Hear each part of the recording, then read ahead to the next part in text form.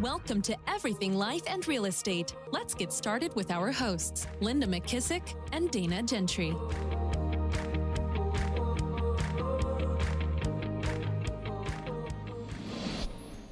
Hi, everyone. Welcome to Everything Life and Real Estate. I'm Linda McKissick. And I'm Dana Gentry. Hey, Dana, before we get started, what's new with you? Well, I actually just got back to Kentucky from working in South Carolina last week. And man, I feel like it was a whirlwind. I had a crazy week. But I'm excited that we're going to do a new little fun thing. Our wins and areas of opportunities are cool find today. So that'll be exciting. Yep, excited about that. And, I thought what we'd talk about today is, I was hoping that by now COVID-19 wouldn't be a big deal, but it seems like it's ramping back up again. So, I kind of go off, some of the things of my own feelings about COVID and kind of how it affects me personally. And so I thought it might be kind of good for us to just have another revisit about, what are the things that are certain that we can, I know when things are so uncertain in the world and outside, what I tend to want to draw on is what is certain. What are things that no matter what's going on in the outside world, they're never going to change. Mm-hmm. And they somehow give me a little bit of comfort. And so let's talk about kind of what are some of the things that are certain in our lives. And maybe it'll be relatable to some other people out there listening who are just still struggling with kind of just the, not knowing and the uncertainty of COVID and its repercussions and how long it's going to last and all that stuff. Yep. Love it. Yep. I'll start because this one was kind of big for me. One of the things that's always certain in my life is my faith. But it's interesting because I feel like during COVID, instead of leaning in, I've leaned away, which is kind of bizarre. But for whatever reason, that's what I've done. So last year I made a commitment to read my Bible all the way through, and I did it. It was amazing. Mm-hmm. And I thought, okay, well, what can I do this year? And I really never I never made a decision. So when you don't make a decision, you can look up and all of a sudden it's July and you're like, well, crap, I've really not done anything. So, one of the things that's always certain for me also is I have people in my life and I have resources that I can go to. And when I can't figure something out, or when I'm procrastinating on something, I usually try to find people to brainstorm about it. And I had certain people in my life that I brainstorm about certain things. So for faith, my girlfriend Karen and I run on a regular basis, and we always talk. Our kids are the same age. We've been married for about the same amount of time. Our lives are parallel in some places. We were neighbors for years as our kids were growing up, and we go to the same church. So if I'm really struggling faith-wise, Karen will usually on Sunday, now that we're Zooming, what is it called that a preacher does on Sunday? Preach. The sermon. There we go. Man, you really have leaned out during COVID. I don't know what it's called anymore. Anyway, usually I know she's listening at the same time, and sometimes we'll go run in the afternoon after the sermon. And so I write a note to her and I say, okay, here's the questions that this sermon has now caused me to have, right? And so usually there's a lot more questions than there is answers.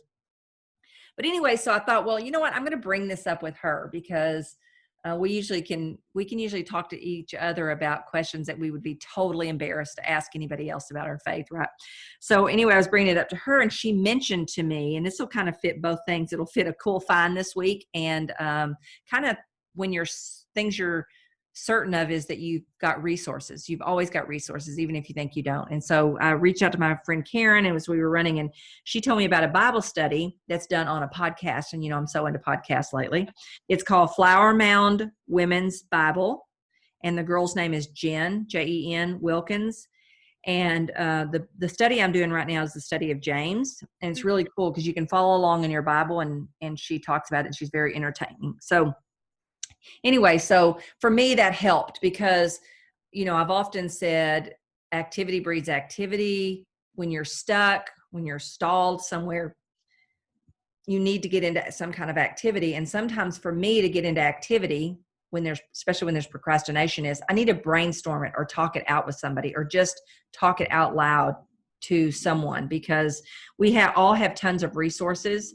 And so for me, for the faith part, because I know that's something that's always certain if I choose to lean into it and use it, So that would be my first one. What would you say or is something that's kind of been certain for you that's helped you through all this? Yeah, great question, man. I just wrote down all kinds of stuff. Okay, so one thing, I was just laughing when you said you have to make the decision. And that reminds me, we were talking about John Maxwell before we started recording. That reminds me of that story that he always tells where if 5 frogs are on a log and 3 decided to jump off, how many are left? And really, if they, just because they made the decision doesn't mean that they actually jumped off the log. And I always think about that because that's so true. If you like, I don't know, I'm guilty of saying and doing a lot of things, and then ultimately I have to make like I've been saying for a year and a half, I'm going to get serious about my health, like working out and eating right. And I'll do so good, but it's because I really ultimately haven't, one, felt the pain enough, and 2, I haven't made the decision to do it. But I would say certainty, same. A couple of things come to mind. One, definitely faith.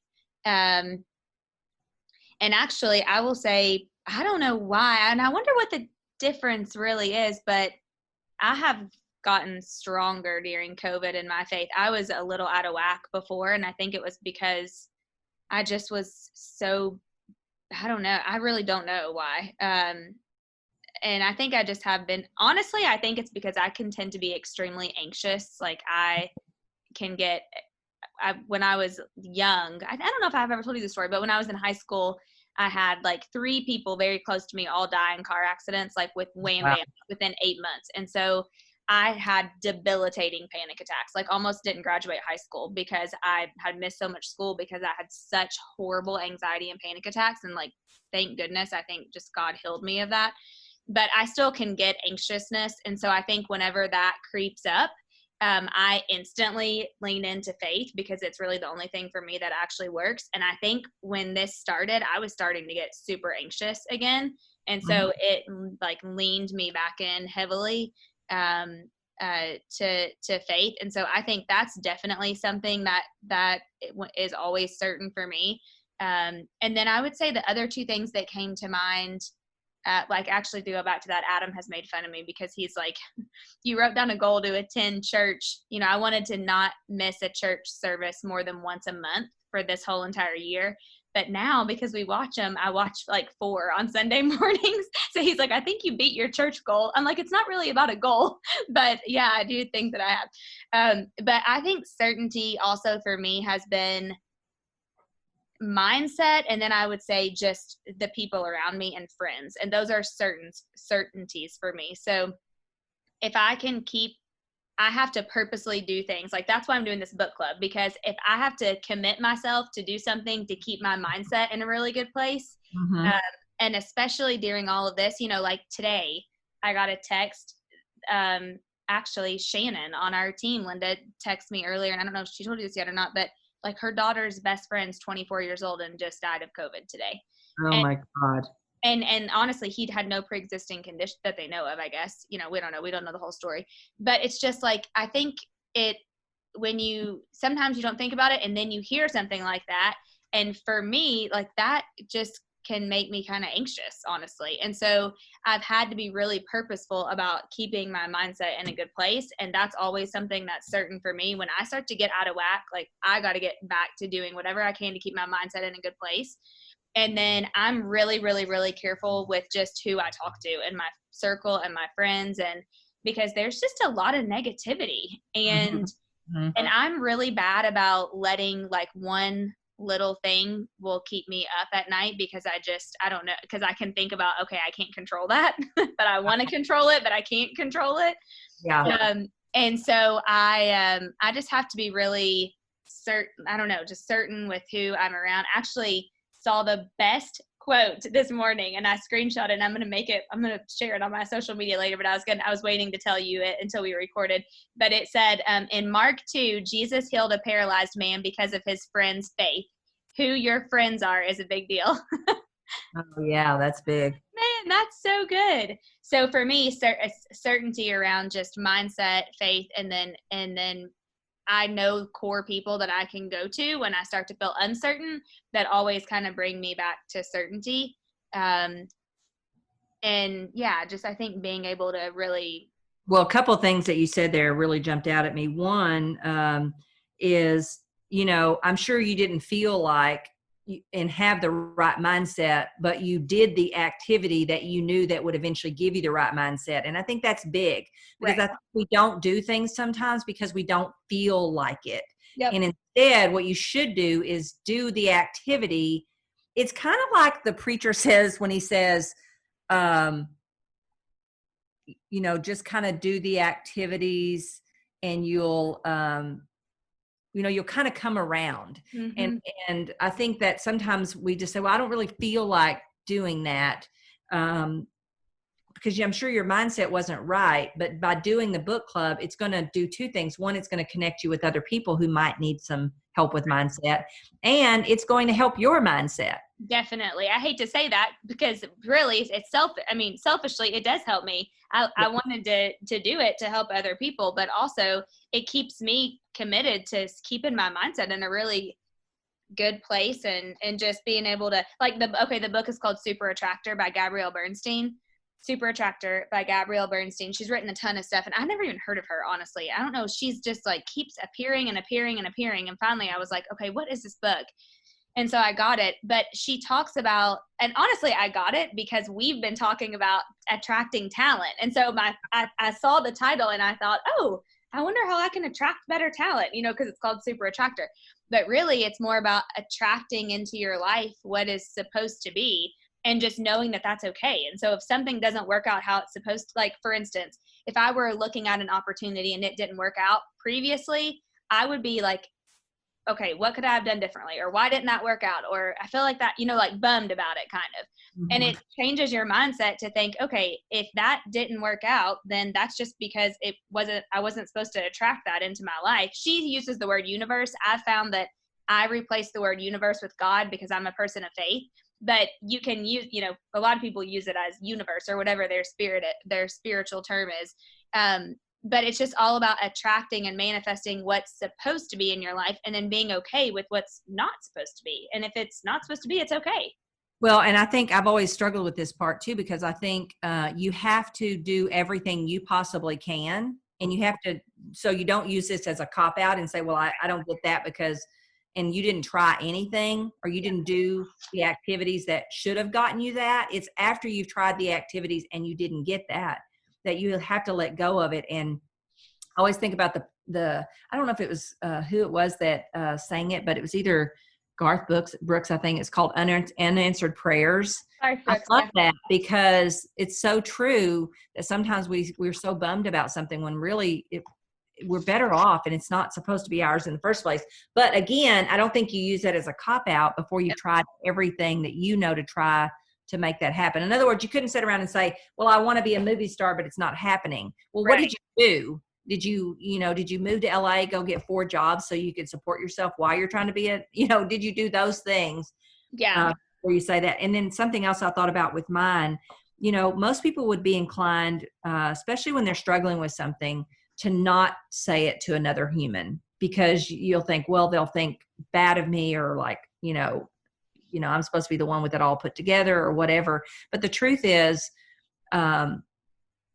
there's so much of a gift both ways when you're willing to trust someone enough to say, I need help. I need to talk to you about something. Yep. There was a gift for Karen because she had an answer, and a gift for me because I felt better once I had said to her, I'm really struggling and I don't know what to do about this. Because she'll have something one time where she really needs you to tell her.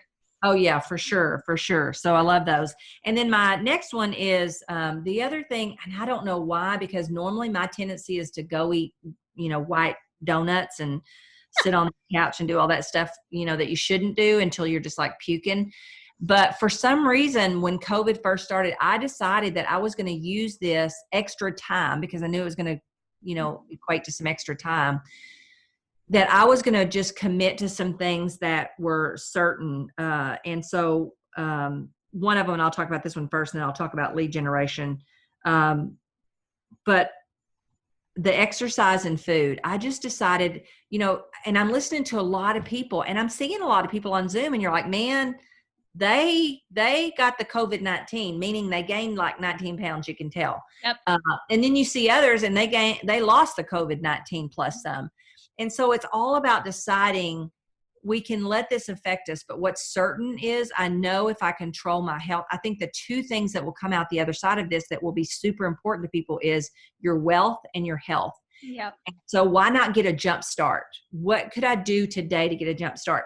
And so for exercise and food, I just made a commitment to lean into some things that I already had, some books I had that would help me more with my fasting. And I knew I would do the running because I needed connection with another human. So my friend Karen and I run, or I get on my Peloton. But usually if I want, I was even getting to the point where I didn't even want to go get on my Peloton. So I would trick myself and say, okay, Linda, you just got to go down there and run for 10 minutes. And of course, by the time I'm 10 minutes, I want to do 20 or I want to do 30.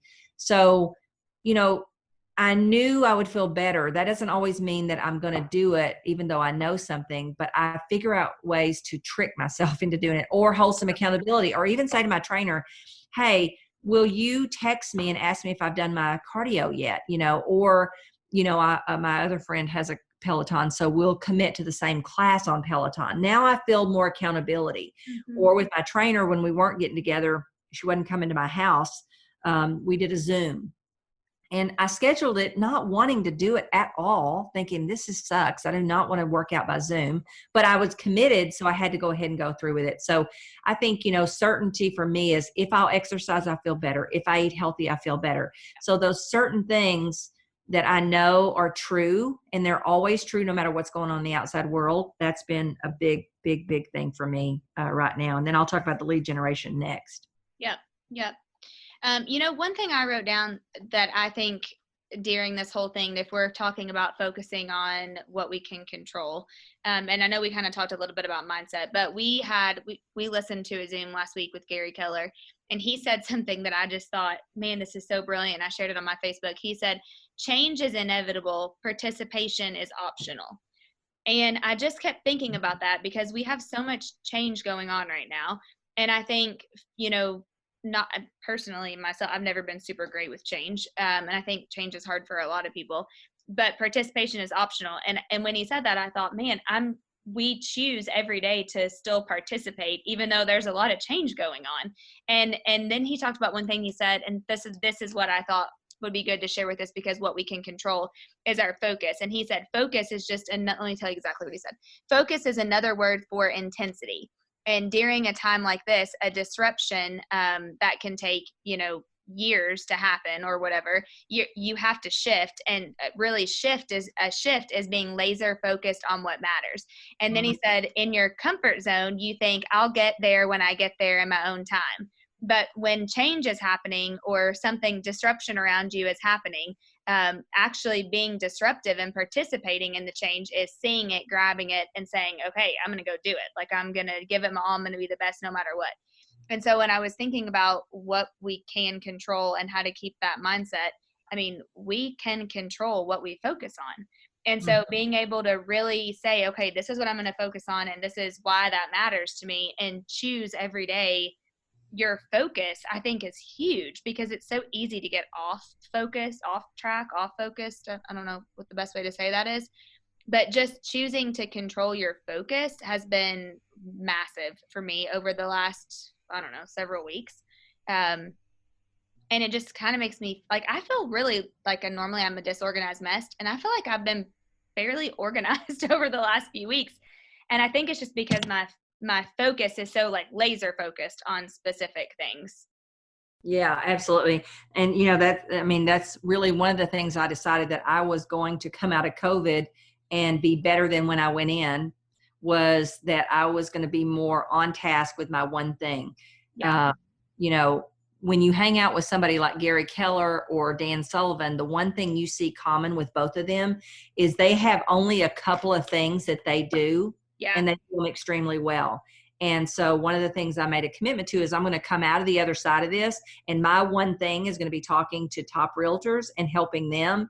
And it's kind of like everything. They say when you take the focus off yourself and you put it on other people, you're going to automatically feel better, and you're not going to have time to feel bad. So, us hiring that ISA to make the appointments so that my days are full with spending time with top realtors and helping them with whatever situation or mindset or, challenge that they have going on has been tremendous for me.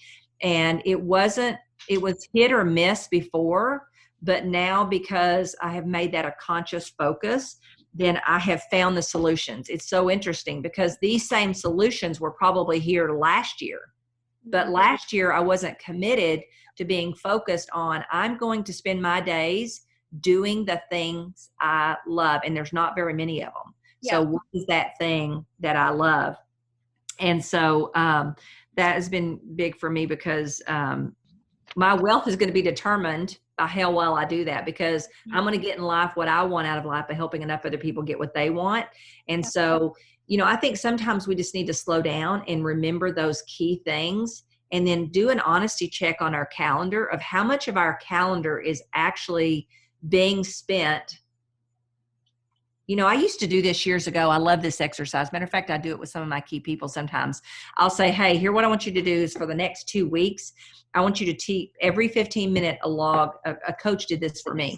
Oh, yeah, I've done this before. What you do. And it's a real eye-opener because if you wrote down, if I took on a whiteboard or white piece of paper and I said, okay, really, what are the key things that matter, and then where is it showing up on my calendar? Because if it's not showing up on my calendar, then does it really matter? That's the real question I have to ask myself. And honestly, if you have a good coach or somebody in your life that really cares, they'll check on that ever so often, and they'll ask you to show them that, because we can say all day long, this is important, this is important, this is important.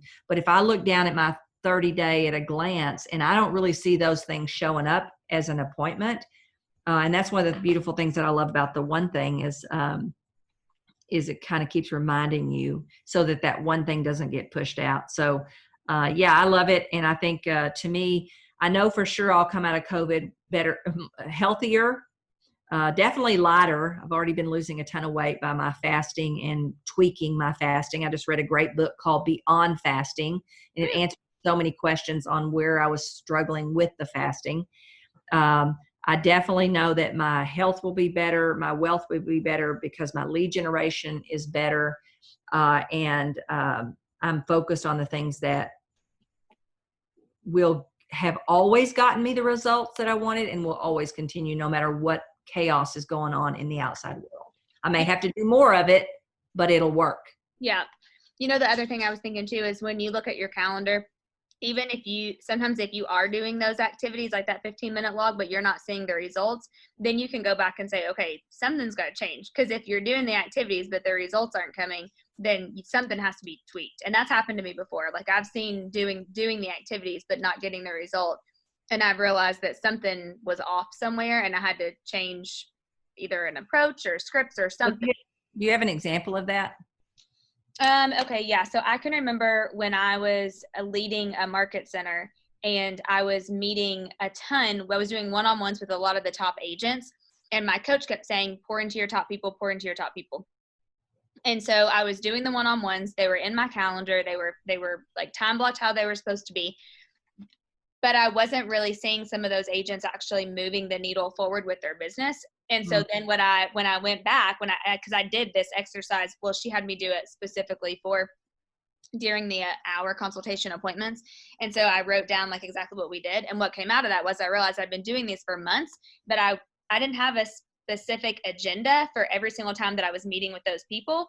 And so we weren't staying on topic. We weren't staying on focus. And so we were meeting, and what I felt like was kind of a little bit of a waste of time, and maybe they did or they didn't.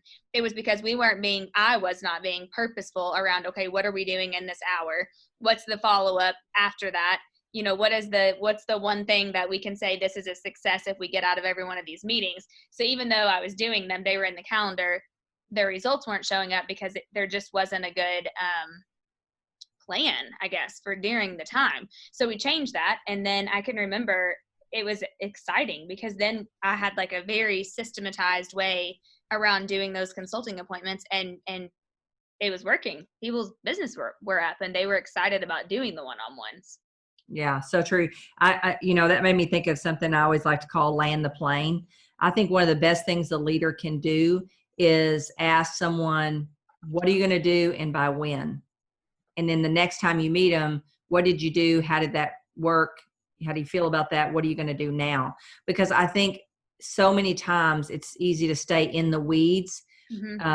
And I don't know about you, but I feel yucky when I have a conversation. We just stay in the weeds. It never has been my thing. I'm a let's get to the point kind of person. Mm-hmm. And so I think that sometimes the best thing you can do is get someone to land the plane. Okay, we've talked about a lot here. Now let's land the plane. What are you going to do and by when? Mm-hmm. And now you've got a game plan that you can go back the next week and say, all right, let's see. What did you do? How do you feel about that? Based on that, what do you need to do next? Yeah. I love Did it. you learn that from Gary? Or I've never heard, I've had you ask me that before, so I know that, but I've never heard land the plane. No, I don't know where I got that from. Who knows? But well, I think anybody who talks a lot, I think, God, let's land the plane, please. Yeah. I have a mug by my desk that says, it's way too early to be talking this much. I'm one of those, I'd rather think than talk most of the time. I know you wouldn't think that, me being on this podcast, but I am a thinker more than I am necessarily at least a bull crap talker. I don't want to talk about stuff that is not, Doesn't matter. Doesn't seem to matter. I mean, a little bit, but if we got something to do, let's get it done. Let's figure out what do we got to do and let's get it done. And so I'll always be the one that says, okay, let's land this plane and figure out what are we going to do.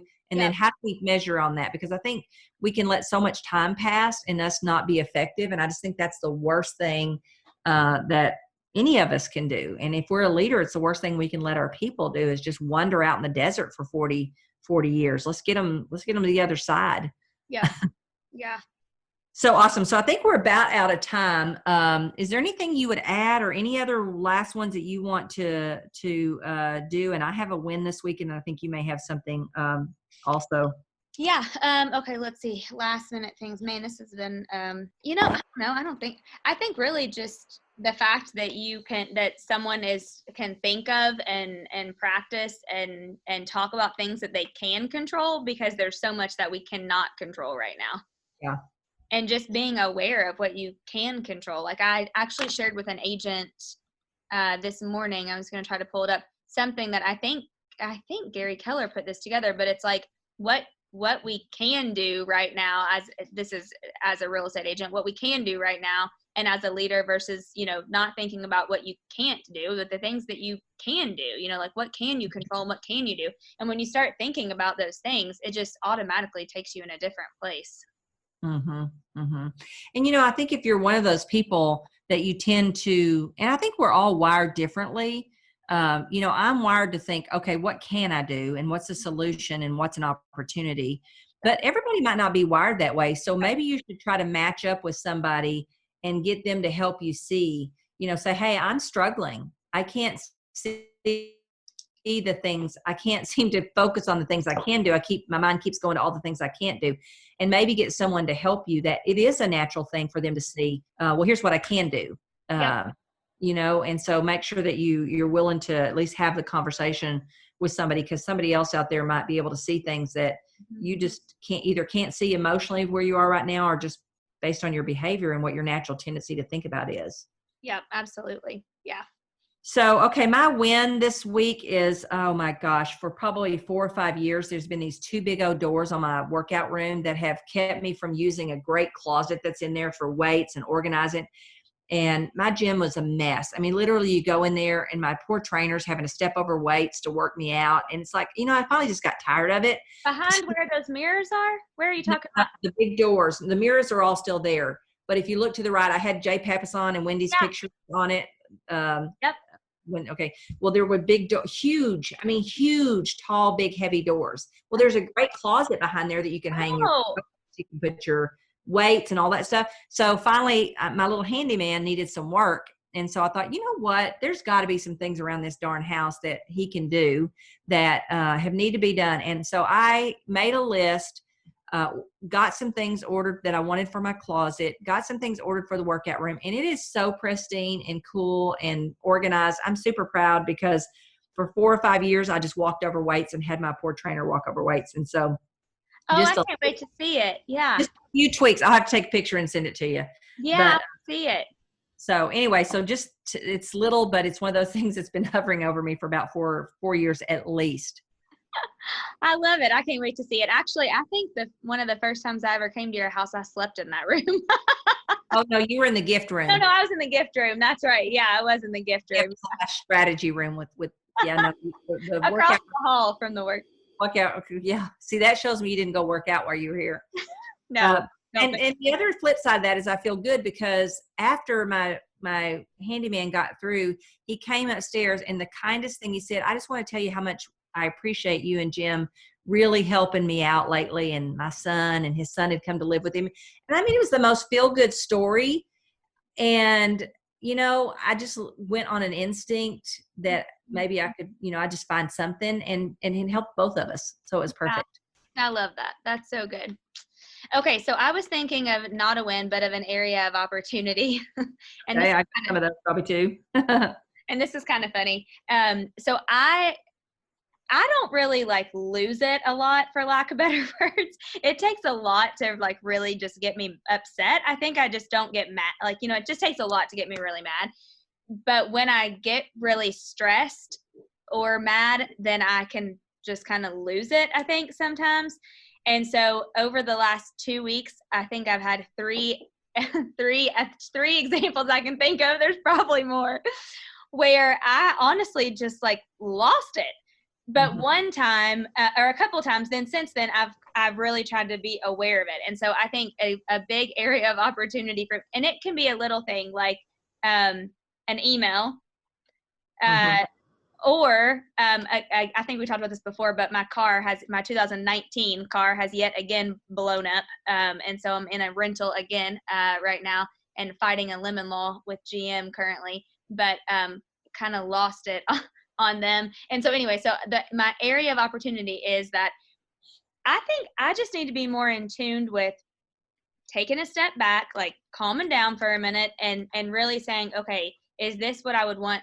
Is this how I would want someone else to see me react in a situation like this? And then really thinking it through in more of like a calmer place, I guess. Does that make sense? Yeah. And I always go to the thing, under anger is fear. And we don't have much time to talk about this, so maybe we'll talk about it another time. But one of the instances, I know exactly what you're talking about, and you have every right to feel that way. But I think sometimes the fear is, like, for example, for me, would be, I'm never going to get out of this relationship and I don't want to be in this relationship anymore. Yes. And so the fear is, I don't see myself getting out of this relationship. And so therefore that's where my reaction is going to be and not my response. But I think we all can tend to do that. So I would say that's probably an area of opportunity for me also. But the thing I would say about that is, it's another place for you to design your life in such a way that you're aware of little signals of people that you should be in a relationship with and people you shouldn't be in a relationship with. Yeah, I definitely agree. Absolutely. And also I now can see areas where I can tend to get triggered a little bit, I guess quicker. I don't know. And I feel like I didn't used to be like that, but I kind of feel like as I get older, I don't know if it's because you deal with more people or what, but it happens. Well, when it keeps happening over and over, that's where the frustration comes. But see, the difference is I have the blessing of watching Gary Keller. And when things like this would happen and he would say, let me tell you what this says about a person when they do this, or when they respond in such a way that is not a rational response. Right. Rational. Yep. There's your signal that you need to be aware of this person, because that's not a rational response. Right. Yeah. Or if the person keeps accusing you and they use this one word, whatever this word is, negativity or blah, blah, blah, or blah, blah, blah. That's your first little red flag. Yep. That says, well, first what I do is I immediately take it internal and go, oh God, am I being negative? Oh man. And then, okay, it's me, I'm doing something wrong. And then after a while, when I hear it from someone else about this person or whatever, I start to read, okay, now wait a minute. Okay. Yeah. What they will sometimes do is repeat the word to you that they are. Yeah. And so I had the blessing of learning that. So I will look at it and think, okay, wait a minute. First, what is this? Is it me? I always go to me first. And then second, if it keeps happening, I'm now going to say, okay, I've got a person that is not someone I want in my life or I want to be in relationship with. So how do I get out of it? Yep. I have always, I know we have to hurry. I have always really struggled with, okay, like the Christian thing to do is to just turn the other cheek. And then at some point I'm like, wait a minute, Jesus wouldn't let people treat him like this. So it's funny. So I have a friend who recently told me about this other book, Lead Like Jesus. Have you read that? No, I've heard about it though. Yeah, I literally just got it on Friday and I just started it. I'm only a couple chapters in, but it kind of talks about that. So anyway, that's just a little area of transparency of opportunity. If I think about over the last couple of weeks, and just being aware, I think is the first step in just, changing behavior. Yeah, absolutely. I hear you. Okay. So, well, I just want to remind you that if you have a question, a comment, a thought, or someone you think would be a great guest on our podcast, please reach out to us with that information at info@everything life and real estate. And the greatest compliment you can give Dana and I, and will also help other people find our podcast, is to give us a review on whatever platform that you like to listen to podcast on. And then also, if you would like to be a guest on our show and have Dana and I help you with a challenge or an opportunity that you see or that you're faced with, then reach out and give us as much information as possible at info@everything life and real estate. And I just want to say, Dana, I'll see you next week. Sounds good. See you then. Be sure to subscribe for more business strategies and tactics to inspire you to live an abundant real estate life. Don't forget to rate and review so we can bring you the best content. Find this and other valuable information at everythinglifeandrealestate.com.